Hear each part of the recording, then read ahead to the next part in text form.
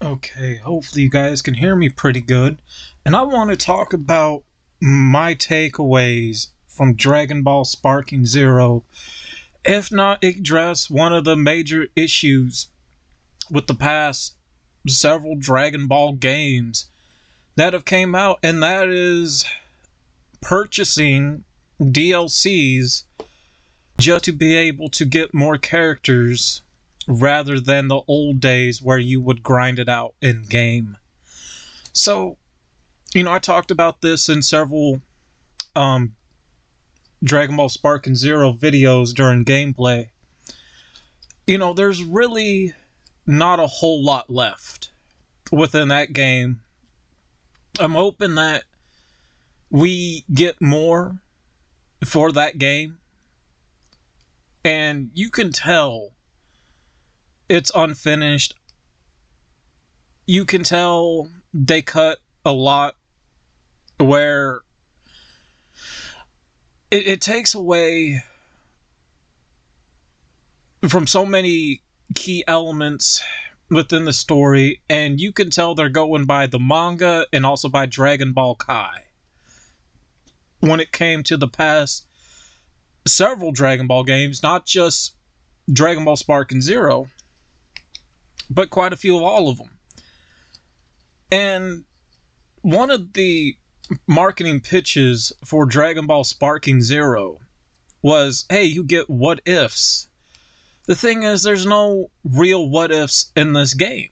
What you're getting or what you're seeing are mods from PC.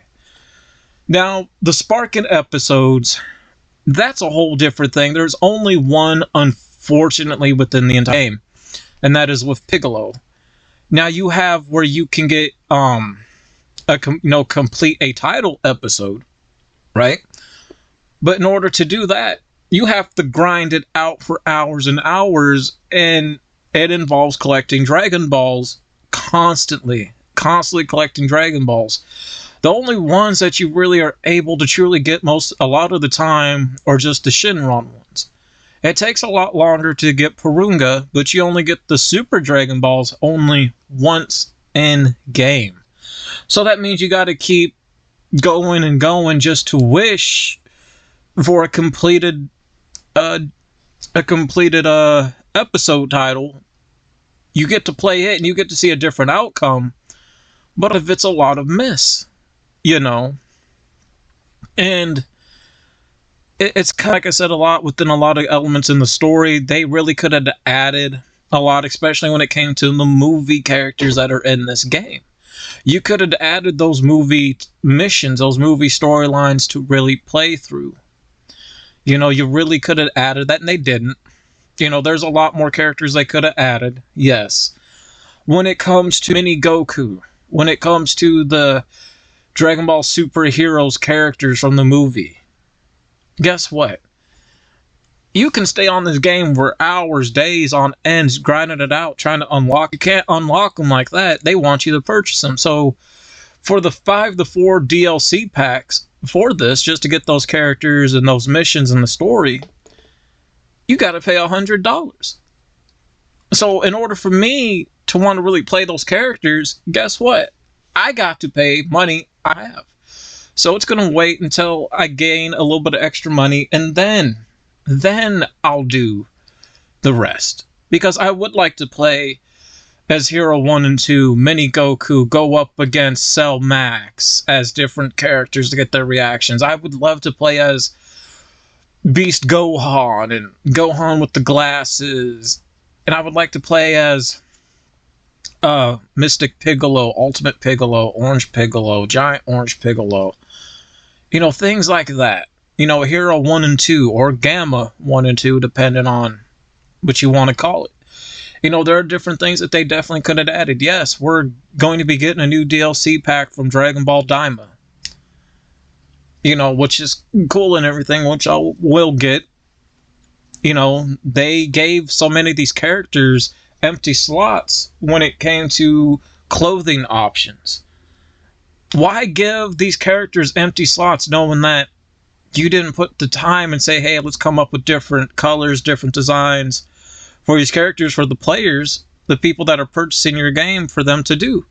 Because let's be honest, you could have Garlic Jr. as mini Garlic, have them different colors. You could do something with Dr. Wheelo. Things with metal cooler, regular cooler. You could have done something different with to have other colors or something with Frieza's dad, Lord King Cole. You could have added Vegeta's father and King Vegeta. You could add in Mini Vegeta, Kid Vegeta if you want to. Just like I said before, there are some female characters definitely missing that deserve to be in there.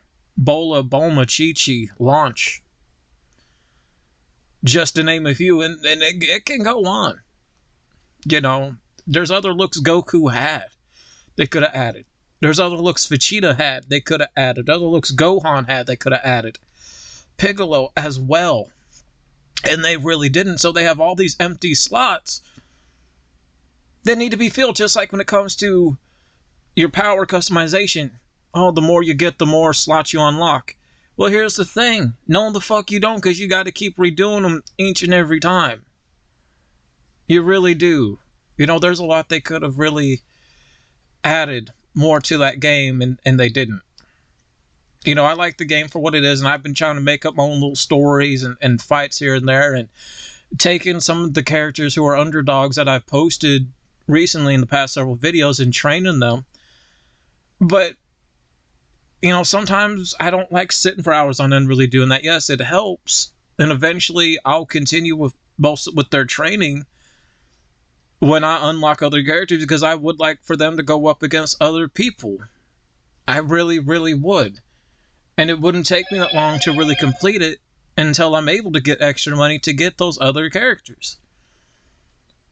And unfortunately, man, that's what killed Dragon Ball FighterZ, is that you just had to purchase characters. That's what really drove away when it came to no longer getting a Xenoverse 2. And I didn't even care for 1 and 2. It just rubbed me just like, why, But I'm hoping we still get something for this, and that we can still get some stuff added into this, hopefully in the future. Because there's a lot. They cut the Future Trunks thing short. We didn't get nothing for Future Trunks. We didn't get nothing for Future Gohan. We didn't really get much for Piccolo. There's so many character stories that we really could have played through. And so many of them after Goku are cut short, unfortunately. Unfortunately. So, Sparking Zero does have its flaws. It does have its flaws, unfortunately. And then with many games, they have their flaws. I got 2 new games left, which is the remasters for the PS5 versions for The Last of Us 1 and 2. Until I get some other games, depending on how things play out right now with certain things going on in my family life. But, don't get me wrong, I love Sparking Zero, but I don't know how much more I can really bring you guys until I'm able to get extra money to get to unlock more stuff, and and it does take a while to really grind a lot of stuff out to unlock, or to try to get certain characters stronger. And I wish they would have added more customizations options where you can equip strength and more power and abilities to characters like you were able to do in the older games. They stopped doing that after Ultimate Tenkaichi and Raging Blast 2, and I wish they would have kept something like that going, because there are characters that need powers. That would be great. For example, Videl. I would like to equip her with some energy key blast. I would like to give her a new charging ore thing. That's something that's missing that, we haven't gotten in a long time, and something that's been missing in these Dragon Ball games. That's why a lot of people do things with the mod. For example, people right now have been modding with Granola and Black Frieza and Vegeta Ego. That would be awesome to actually get that. But we haven't got it. Some people been modding Fuchito from a alternate Fuchito with the fan made manga and everything, and doing stuff like that, which is cool.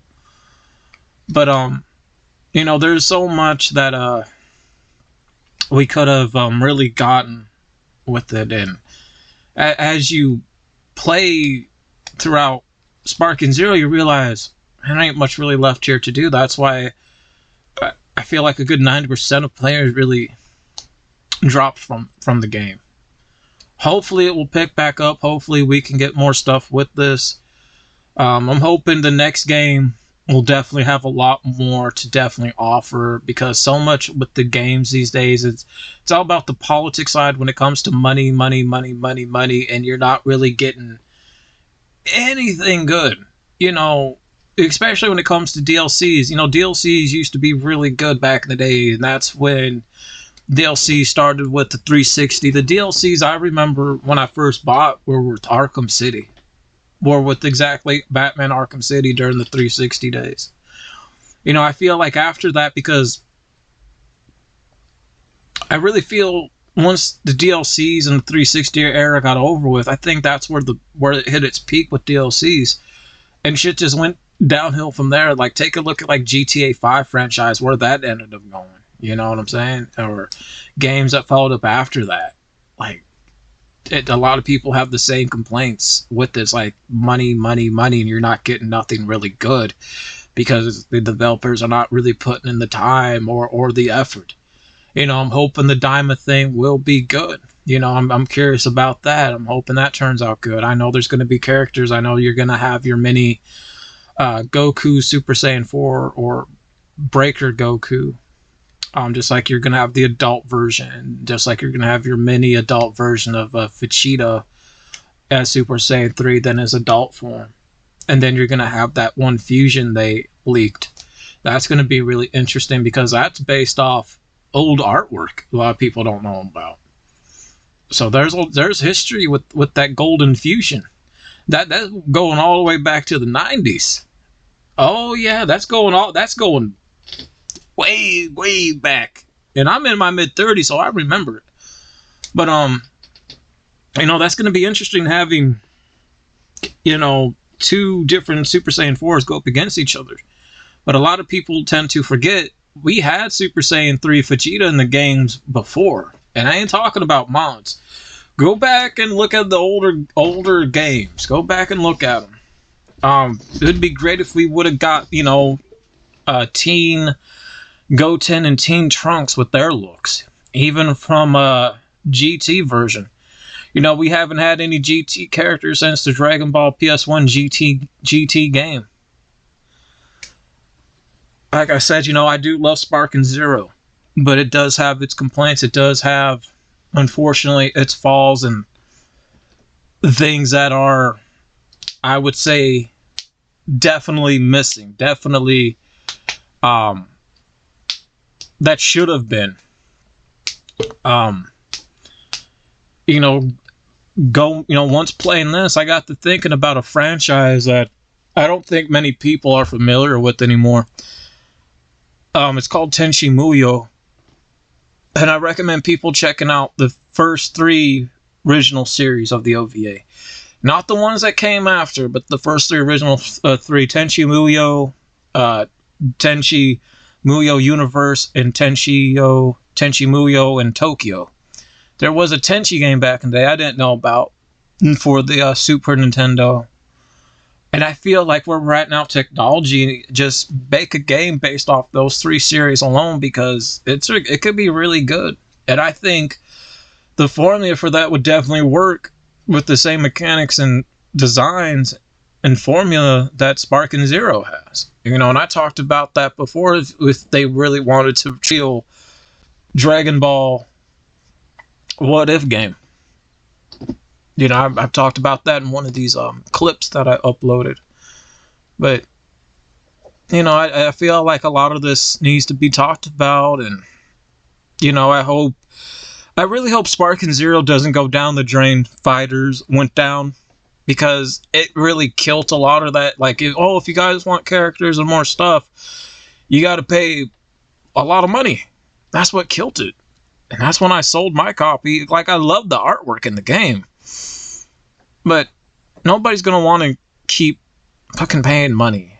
And I have a feeling that's where Sparking Zero is about to be headed, and I hope not. Well, that being said, you guys, hey, I'm out. Peace.